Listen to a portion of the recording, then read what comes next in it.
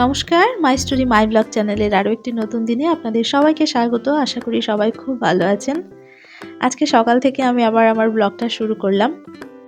এই যে কাজকর্ম করি আর কিছু কিছু উদ্ভট চিন্তা আমার মাথার মধ্যে ঘুরপাক খায়। তবে এই ধরনের উদ্ভট চিন্তাগুলো না মাথার মধ্যে আসার পেছনে অনেক কারণ আছে। একে তো বাড়িতে মানুষজন নেই, বেশি মানুষজন থাকলে দেখবেন কথাবার্তা বেশি হয়, তখন আর ওই চিন্তা ভাবনা মাথার মধ্যে আসার মতন সময়ই পায় না, ওই দূর থেকেই ফিরে চলে যায়। আর একা একা থাকলে বিভিন্ন রকমের চিন্তা মাথার মধ্যে ঢোকে, ঘুরপাক খায়। তো ওই রকমই আমার মধ্যে, আমারও কাজকর্ম করি তো কিছু কিছু কথা খুব ঘুরপাক খায় মনের মধ্যে। আর একটা কারণ হচ্ছে, সেটা হচ্ছে বিভিন্ন রকম হয় না পরিস্থিতি, সংসারের বিভিন্ন রকম পরিস্থিতি। আর একটা কারণ যেটা, সেটা হচ্ছে বিভিন্ন সোর্স, যেমন মোবাইলের কিছু কিছু সোর্স, কিছু কিছু কথাবার্তা আমি শুনেছি। সবাই বলে, বড়রাও বলে, বা বর্তমান যুগের জেনারেশন তো আরও বেশি বলে। সেটা হচ্ছে হাজব্যান্ড এবং ওয়াইফ একে অপরের বন্ধু হওয়াটা খুব দরকার। তো এই জিনিসটা আমি কয়েকদিন ধরেই ভাবছিলাম যে সত্যিই কি হাজব্যান্ড ওয়াইফ কখনো একজন আরেকজনের বন্ধু হতে পারে, মানে বেস্ট ফ্রেন্ড হতে পারে।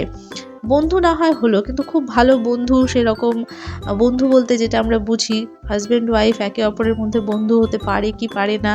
আমার মধ্যে না এই জিনিসটা খুব মানে কোয়েশ্চেনেবল একটা ব্যাপার। সঠিক উত্তর আমি এটার মধ্যে খুঁজে পাইনি যে হ্যাঁ হতে পারে বা না হতে পারে না। তো আমার মধ্যে একটু সন্দেহ তৈরি হয়েছে। তো ভাবলাম আমার সন্দেহটা আপনাদের মধ্যে একটু ছড়িয়ে দিই, যে আপনারাও কমেন্টে জানাবেন যে আপনাদের কি মনে হয় যে হাজব্যান্ড ওয়াইফের বন্ধু হওয়া উচিত, এটা ঠিক যে একটা সুস্থ স্বাভাবিক সংসারকে দুজন মিলে চালনা করতে গেলে, দুজনের সাইকোলজি বুঝতে গেলে বন্ধু হওয়া দরকার।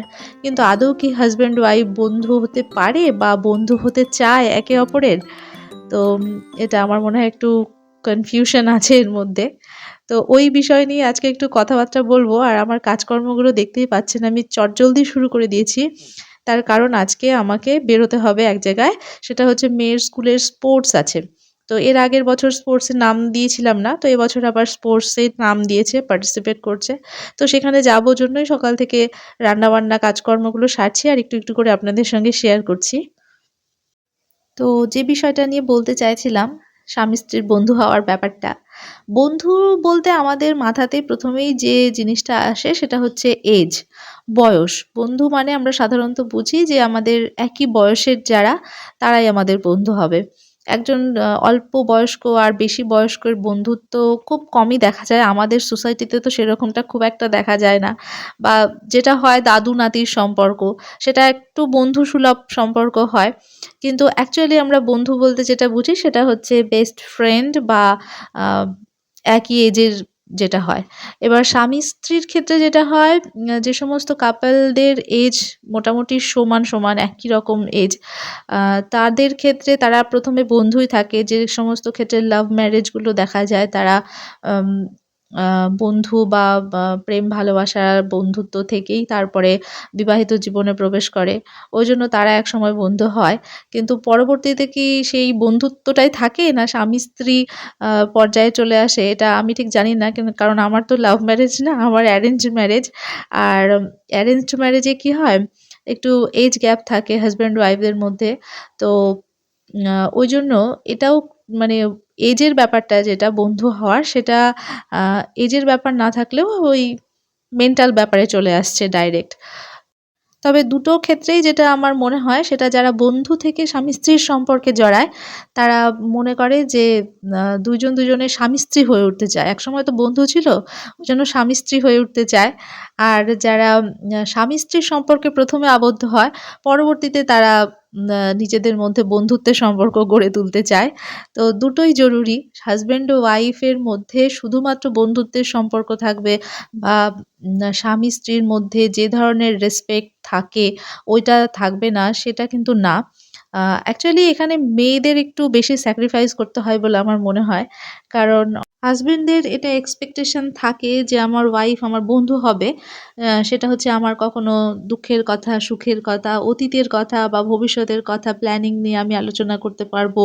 আ বিভিন্ন রকম কলেজ লাইফের কথা, স্কুল লাইফের কথা, নিজেদের ছেলেবেলার দুষ্টুমির কথা, এগুলো ওয়াইফদের সঙ্গে শেয়ার করতে পারবো। তো এই জিনিসটা একটা বন্ধুসুলভ মেন্টালিটি থেকে তৈরি হয়। আবার কখনো, কখনো কিন্তু হাসব্যান্ডরা চায় না আমি স্বামী হিসাবে যাতে স্ত্রীর কাছ থেকে সম্মান পাই। তো সেই জিনিসটা যেন আমার স্ত্রী আমাকে করে। তো ঘরের মধ্যে বন্ধুসুলভ সম্পর্ক থাকলেও বাইরের মানুষের কাছে কিন্তু আ হাসব্যান্ডের এক্সপেকটেশন থাকে যে ওয়াইফ তাকে স্বামী হিসাবে একটু সম্মান করবে। তো তখন বাইরে চলাফেরা করতে গিয়ে আমরা হাসব্যান্ড ওয়াইফ যদি মানে খুব বন্ধুর মতন আচরণ করি, সেটা আমাদের সমাজে একটু দৃষ্টিকটু। কিন্তু হ্যাঁ, মেন্টালিটিতে বন্ধুসুলভ মেন্টালিটিটা থাকা ভালো। যাতে করে একজন আরেকজনের মানসিকতাটা বোঝে, যেটা একটা সম্পর্কের বেস তৈরি হতে খুব দরকার। তবে হ্যাঁ, সব ক্ষেত্রেই মেয়েদেরকে একটু স্যাক্রিফাইস করতে হয়। কারণ ওই মেয়েদের কখনো, কখনো মাও হতে হয়। হাসব্যান্ডরা যখন অসুস্থ হয়ে যায়, তখন ওই মাথা টিপে দাও, একটু তেল দিয়ে দাও মাথায়, মাথা ব্যথার মলম লাগিয়ে দাও, এই সমস্ত কাজও করতে হয়।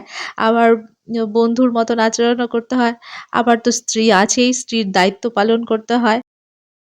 ওদিকে আমি রান্না করছিলাম আর এখানে মেয়েকে পড়াতে বসেছিলাম। মানে ও নিজে নিজেই কিছু লিখছিল, কারণ আমি তো সেরকম দেখাতে পারছিলাম না।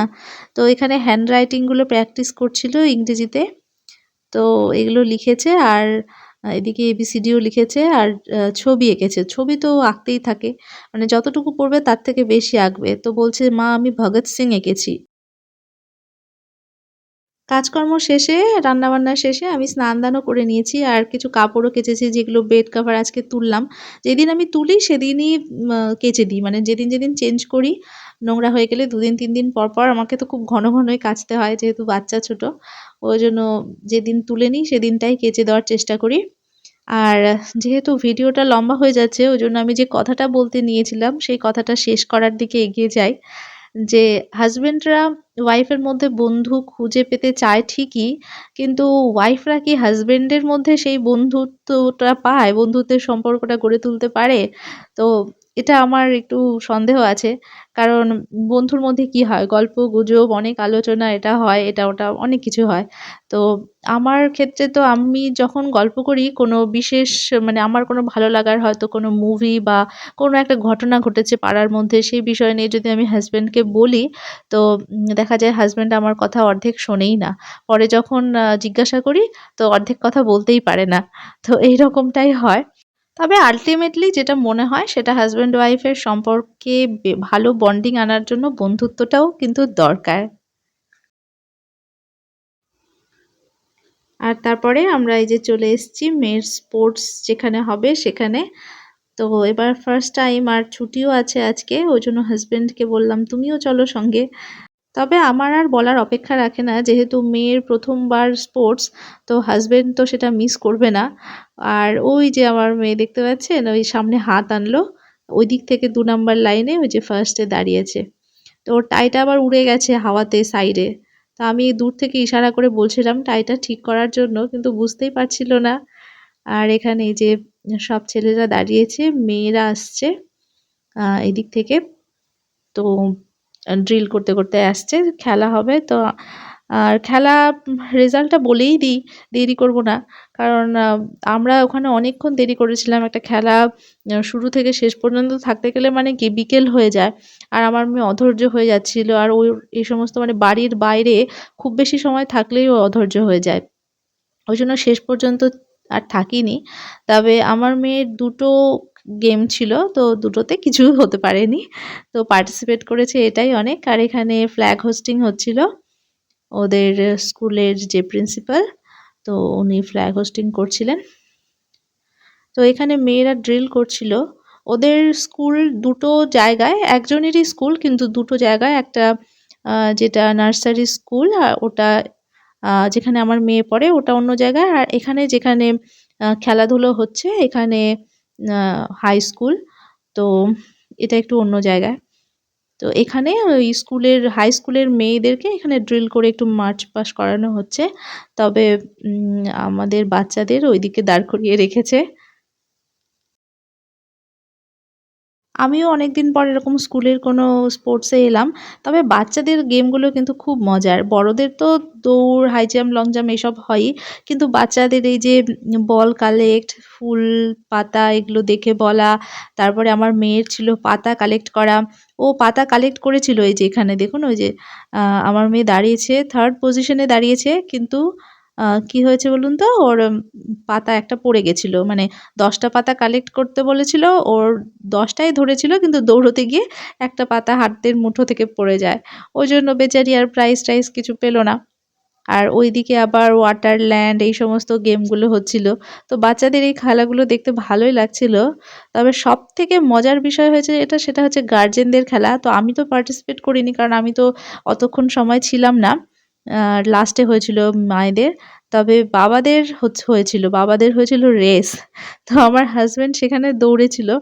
তো আমার হাসব্যান্ড তো এমনিতেই দৌড়ায় না আর খুব বেশি মর্নিং ওয়াক-টোয়াকও করে না। তো আমার ভয়ই লাগছিল পারবে কি পারবে না। এই দেখুন এখানে হচ্ছে গার্জেনদের রেস। তো ৩ জন গার্জেন এমনভাবে পড়ে গেছিল যে বলার মতন না। ভীষণই লেগেছে তাদের। আর প্রাইজ না পেলেও দিনটা ভালোই কেটেছে আমাদের। আর ভিডিওটা শেষ করছি। ধন্যবাদ।